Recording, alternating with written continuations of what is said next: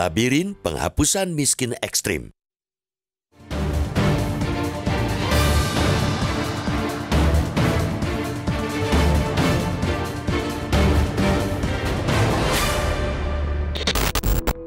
Masyarakat miskin ekstrim lagi-lagi harus bersabar dan mengelus dada.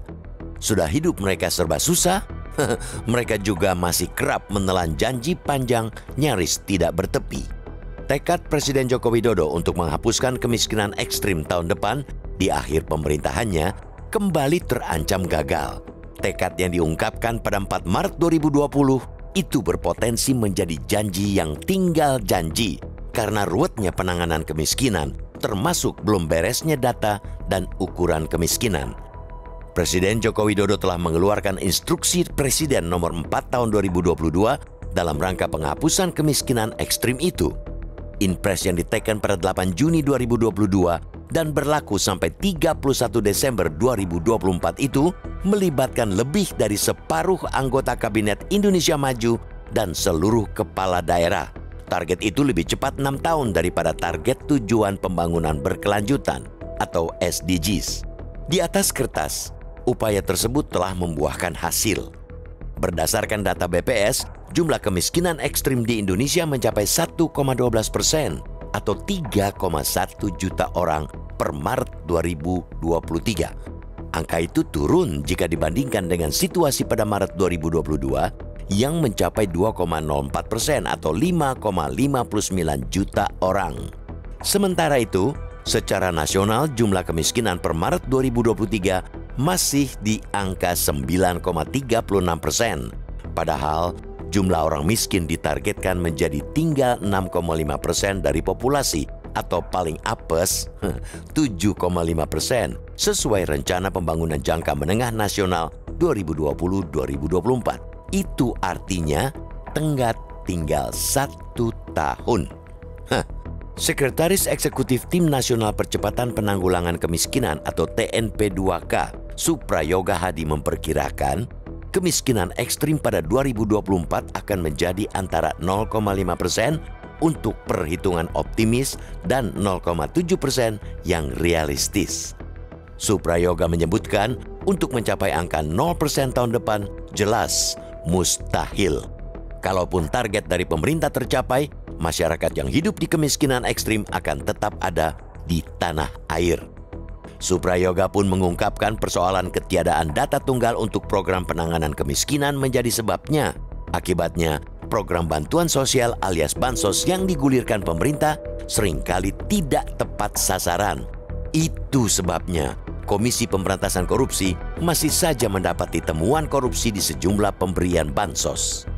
Belum lagi perbedaan ukuran kemiskinan antara yang digunakan pemerintah dan Bank Dunia yang berbeda. Pemerintah menerjemahkan kemiskinan ekstrim masih dengan angka lama, yakni mereka yang hidup di bawah ukuran kemampuan daya beli atau purchasing power parity sebesar 1,9 US dollar atau 29.461 rupiah per hari. Padahal Bank Dunia telah mengubah ambang batas tersebut menjadi 2,15 US dollar atau 32.000 rupiah per hari. Dengan ambang batas ini, jumlah warga miskin ekstrim akan kembali membengkak di kisaran 2%. Apalagi kalau mengacu standar PPP dari Bank Dunia sebelumnya, yakni 3 dolar US atau sekitar 46.000 rupiah per hari. Bila menggunakan standar ini, Menteri Keuangan Sri Mulyani Indrawati sempat mengungkapkan 40% masyarakat di Indonesia akan masuk kategori miskin ekstrim. Pemerintah boleh merasa beruntung karena ketentuan ambang batas tersebut bukan acuan tunggal. Makanya pemerintah masih bersikukuh menggunakan standar lama itu. Akan tetapi, tidak ada sama sekali keuntungan yang diraih masyarakat yang hidup miskin ekstrim. Masyarakat lagi-lagi sekadar menjadi objek dari janji pemimpin. Penghapusan kemiskinan ekstrim seakan sekadar menjadi program pencitraan agar pemerintah saat ini memiliki legasi positif. Warisan itu ialah klaim bahwa rezim ini telah berhasil menihilkan kemiskinan ekstrim bahkan mendekati 0%. Padahal capaian itu sebenarnya menggunakan standar minimalis, juga yang tidak sesuai dengan Bank Dunia.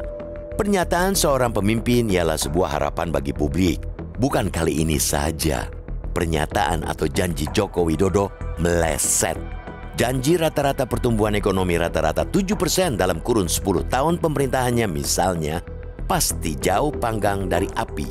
Berjanji 7% tapi hanya terrealisasi 5%. Begitu juga janji memangkas ketimpangan melalui indeks rasio Gini di angka 0,30 pada 2019 meleset. Bahkan hingga kini, rasio Gini kita masih di angka 0,388. Dengan kian susahnya menghilangkan kemiskinan ekstrim yang diibaratkan keraknya kemiskinan, kian bertambahlah jurus lempar handuk dalam melunasi janji-janji. Bukan perkara mudah menghapuskan kemiskinan ekstrim di Republik ini. Namun, bila masalah utamanya itu-itu saja, yakni tidak ada patokan dan data tunggal yang jelas, maka ia serupa siput yang bergerak amat pelan di dalam labirin. Padahal rakyat miskin ekstrim tidak bisa lagi menunggu. Mereka tidak sanggup lagi mengganjal perut dengan makanan janji-janji.